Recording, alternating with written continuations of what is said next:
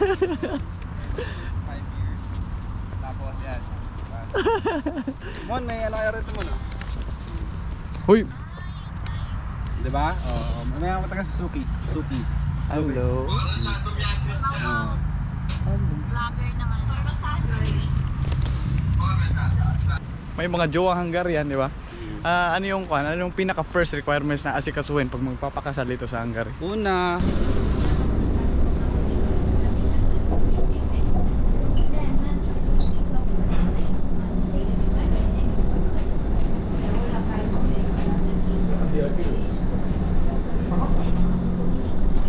Ayan, dikita na tayo mga yan. Ay, may beer.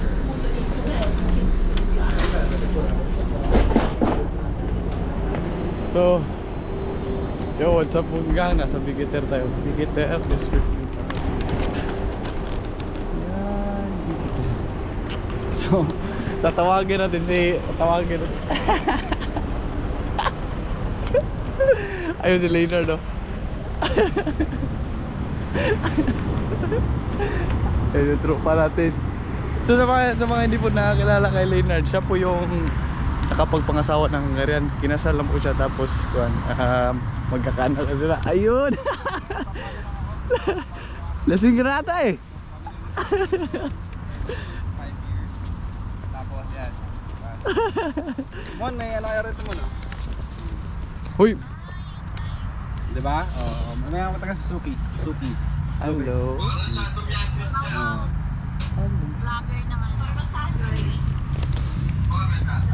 Vlog muna tayo ni. Hmm? Vlog muna tayo. Kumayan yan. Vlog muna tayo. Sige, mag-vlog daw muna daw kami. Ayun. Oh, mag-hi ka sa followers ko. Ayun. So, ito po si Leonard. Leonard, Didusin. Didusin? Hmm.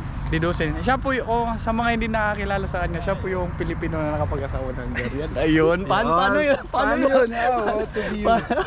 Paano yun? Siya po yung, ano yung kuwan? Ano lang, like ano yung feeling na kuwan? Feeling? Like same ng para kang ano, nakakita mo yung forever mo sa Europe. Yung tagal-tagal mong hinanap na sa Europe lang pala. Tapos, Munga, mali first time namin magkita ngayon. First time. Then, kuwan, tawag nitong, gumala kasi ako dito. Then timing din, last duty mo ngayon, di ba? Kasi bukas, kuwan nila, wala nang pasok. Rest day. Test day. So ngayon chill kami, mag-iinom kami dito. So like kailan nga pumunta dito sa kuan? Sa Hungary? Kailan? Year 2023. 2023. Mag 2 years na ako sa 13. Pero nung pumunta ka dito, paan ka? Single ka? Single. Ayun. Single tayo, single. Single, tara, punta tayo dun sa kuan. So sa mga kuan, paano makakuha ng kuan? Paano mahirap ay like ganito yung tanong ko. Mahirap ba yung process sa kuan, like magpakasal dito sa Hungary? Like may jowa ka Hungary, magpakasal, mahirap ba? Tipong ano lang, tipong para sa Pilipinas lang kailangan mo ng requirements. Ano yung kuan? Ito, ano yung para sa mga may mga jowa Hungarian, di ba? Ano yung kuan? Ano yung pinaka first requirements na asikasuhin pag magpapakasal dito sa Hungary? Una, ayusin mo muna yung documents mo sa Pilipinas, yung sa DFA. Oo. Na kailangan mo kumuha ng birth certificate at Senomar. Siyempre kailangan Senomar gawa ng Sinomar for marriage. Senomar. Dapat na single ka tapos papadala mo rito. Kailangan naka-apostle na yun. Oo, apostle. Tsaka Sinomar tsaka birth certificate. Yun, sa dalawa. Then, ang pinakamahirap kasi gagaling pa sa Pilipinas yun eh. Ilang months din ginantay mo yun? Pagka umorder ka ng ganun sa Pilipinas, abutin ka ng pinakamatagal na 2 weeks. 2 weeks. Tapos pag okay na, naging okay na siya. So ano yung pagpadala mo? Anong process mo? Nagpadala ako sa DHL. Magkano yung bayad? Nasa 4,000 kahit na hindi umabot sa kilo, kahit 2 documents lang or 4 kasama yung Mga tropa mo yun? Ayun, dito. Tapos dun, process mo sa ilang 4,000 yung bayad. 4,000 sa peso. Di sa DHL. Tapos dun yung ilang araw bago dumating doon sa Hungary. Inabot siya ng 3 days na yung pinamatagal basta working days. Ay, mabilis pa rin. Mabilis siya kung papel-papel lang. So yun, sa mga kuha dyan, may mga jowa Hungarian, ayun, din yung ayun, kung magpapakasal kayo dito, yun yung uunahin nyo. Certificate of marriage, tapos sinumar for Birth certificate. birth certificate, taka sinumar for marriage. Yun, dalawa, tapos ipa-apostil niyo yun sa DFA, di ba? DFA. So yun. Tapos pagdating dito sa Hungary, ano yung inasikaso mo na? Ayun, kailangan mo pumunta ka sa translation office ng documents mo. Kailangan from English to Magyar na Magyar. documents. So, Pag pupunta doon, kailangan dala mo yung partner mo. dala mo yung partner mo kasi wala ka dong wala kang translator eh. Kaya kailangan mo ng partner. Kaysa magbayad ka ng interpreter. Oo. Ang hirap pala talaga pag di nag-i-English yung partner. Buti na yung partner mo nag-i-English. So yun, Mungang, then pagkatapos ng mga ilang araw yung inantay nyo para naging okay yung translation. Inabot kami ng halos magto 2 weeks din nun kasi matagal yung daming translate sa documents na sa Pilipinas. Maraming papel ba yun? Ang kasi sa akin legitimate to kaya yung birth certificate ko dalawa eh. 2 page. Kaya natagalan siya lalo. Maliban lang dun kung single, kung di ka legitimate. So ito yun ang Mungang. Pagdating ng papeles dito, punta kayo sa anong office yan? Sa translation office sa Hero Square. Translation office sa Hero Square daw. So yun yung ipaprocess nyo. Kailangan dala nyo yung partner nyo daw. Tapos doon, kasi kailangan mo ng translator. Siya yung magta-translate. Tapos doon, mag-antay doon ng like, sabi niya mga 2 weeks daw. Tagal-tagal rin. Tapos doon, kumusta naman yung feeling na na kinasal dito? Kinasal ka dito, sa atin labag yun dito kasi dumating tayo work visa. Bawal na bawal yun. Isa rin yung rules doon. Ayun, bawal. Swerte lang tayo talaga na pinayagan tayo ng agency natin. Ayun. Kasi buntis yung misis ko nung that time. Kailan mga anak si Mrs.? Next month? Next month na, September. Going Malapit na. Malaki na yung tiyan ng misis niya eh. Mga anak mo talaga. Ninong ako doon. Ninong. Ang problema dito, tag-isa lang ninong tsaka ninang eh. Dito sa Kwan? Ayun ang dito, isa lang. Ngayon ko lang nalaman niya. Tag-iisa lang talaga? Isa. Oh, yun, alam niyo na Mungang. So, kung mag-aanak kayo dito, ang ninong, isa lang pala. Isang babae, Isang lalaki. lalaki. Yung ninong naman sa Kwan, sa Magyar, Keres Apa. Sa ninang naman, Keresan nga yung tawag doon.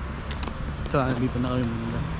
So, ako naman Mungang, masaya ako kasi nakapunta ako dito kasi matagal na ito nagyaya sa akin. Pero, alam mo, busy, hindi nakakapunta. Ngayon, schedule.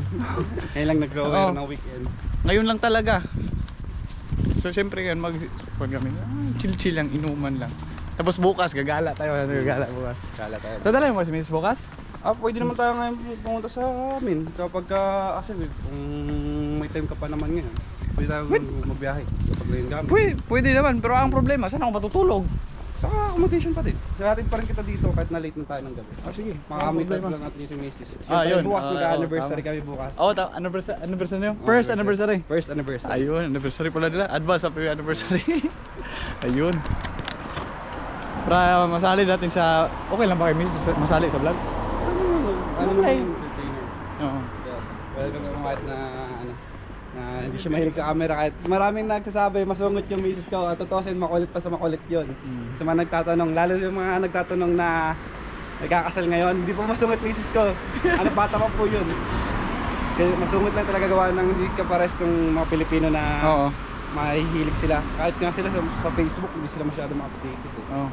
Paano mo talaga yung mga Hungarian? Yung tawag ditong serious face sila ba, di ba? Serious face pero kalog. Oh, pero pag once na makilala mo talagang tao, mabait naman pala. Ganun, sa atin kasi mga Pilipino kasi, smiling face tayo ba? Pag happy tayo ah. Happy Philippines. Minsan nga hindi tayo nahalata na may problema tayo kasi ngiti lang tayo ngiti. Oh. Kahit na may bagyo. Oh, kahit binabagyo, nagsiswimming. Sila dito kasi, yun yun, wala, parang kultura na nila. So, parang tayong Pilipino pumunta dito, maninibago talaga. Pero good Ay, rin. batiin nga pala natin si Paring Del, birthday ngayon. Shout out happy birthday. Shout out si anong pangalan nun? Del, si Del na lang. Shout out kay paring ko, lumay ko mushroom mo. Mushroom picker kailangan. Mushroom picker. Shout out kay paring Del. Happy birthday sa iyo. Mabuhay ka hangga't gusto mo. Hindi tayo makapunta ngayon eh. Dogi tayo. Saan sa kanila? Sa best friend. Sa mga hindi nakakalam kung sino si Del, siya yung kapatid ni Rick Rick. Yung dancer, yung magaling sumayaw dito sa Hungary. Si Yun. Del lang natin yung sa best friend. Iba pa yung si Dek. Ay, iba pala. Sorry. Iba pa yung si Dek. Ay, sorry. Yung Del ba? Si Del. Yung isa ring Pilipino na nag-propose sa... Tama, nakalimutan ko. Sorry. Edit ko na mamaya. Ay, sinashoutout pala namin si Kuya Del. Kuya Del. Pakita ko sa inyo yung may picture ito na propose siya sa jowa niya ring Hungarian. Birthday niya bukas. Tama Soon ba? to be, soon to be marriage din dito. Soon to be marriage. Ikakasal na rin yun dito. Hindi natin alam, next year or basta na-propose na. Good news. Sa atin naman na Pilipino, proud tayo din. Kasi Pilipino tayo. Yun yun eh. Punta tayo doon, nakajowa. Pumunta ka tayong trabaho, tapos dito mo makikita yung forever. Oo, panalo pa rin. Panalo. So, di namin alam kung kailan, pero may plano kami Munggang na dala yung mga partner. Gagala kami sa ako, hindi man alam next month or anong month. Gagala kami dito sa Budapest pa rin. Kaya mo, may nagtatampo nga pala sa'yo. Sino yun? Si Glenn, hindi mo daw siya iniyaka pumunta rito. Kami daw dito na sila pumunta. Shout out kay paring Richard. Si Glenn, paring Richard nag-chat sa akin yun. Stop muna tayo. Hindi ko na-invite si paring Glenn. Shout out sa iyo paring Glenn. Sabi niya tumawag daw pag ganito kasi naka-vlog ko na pala. Si Glenn, siya yung kuhan din. May jowa din siyang Hungarian. Si Richard Glenn. Hindi natin alam. Baka dito rin ikasal yun. Hindi natin alam. Pero syempre naman, kayong nanonood sa may mga magbabalak magjowa or balak magpakasal dito sa Hungary. Kasi hindi naman lahat ng tao nagpe-Facebook, di ba? Nag-updated sa social media. So, ngayon, sinagot ni paring Leonard yung mga tanong. Ano yung mga dapat process. So, masaya kayo kasi may idea eh. Nagka-idea kayo. Kasi ito, proven tested. Kinasal na to dito eh. So, Tsaka shoutout nga pala dun sa mga mga tumatawag sa akin, advance congratulations. Ang kami ni Kuya Mons, mga kasal nyo. ayun. Then shoutout kay katrabaho ko si Herbie Matawaran family. Ayun. So ako naman Munggang, first time ko pumunta dito sa kanila. Then bukas gagala. Saan niyo pupunta bukas? Margaret Island. Pupunta kami bukas sa Margaret Island. So may mga Pilipino doon, di ba? Bali bukas, tayo ay may bisita tayo dito bukas ng alas 10 Saan pupunta sa dito. Oo, sa accommodation. Mga Pilipino lang din. Dancer, shoutout sa mga bagong dancer ngayon. Ano yung na tawag dito? Pinoy Hungary DC. Pinoy Hungary DC. Follow, like and follow. Bago nilang page. Ito yung mga dancer dito sa Hungary, yung parang community nila. Na bago pa lang sila. Kung mga Pilipino mahilig magsasayaw, nag-re-recruit sila ngayon. Pa-member na kayo. Mga dancer dyan. Follow nyo yun. Pag pa-member na kayo dun. Para ito yung Goliath Hotel. Kung may mas painom yun, lagyan mo natin dito. Madali tayo sa reception. So, patayin ko itong vlog ha. So ito Munggang, papatayin ko itong vlog. Maraming salamat sa panonood. Please subscribe to my YouTube channel Edmond Chavez Vlog, and please follow my Facebook page Edmond Chavez Vlogs, and Edmond Chavez Vlogs 2.0, TikTok Edmond Chavez Vlog, Instagram Edmond Chavez Vlog. Thank you. Magbabay ka pa rin Glenn. Ingat ka lagi.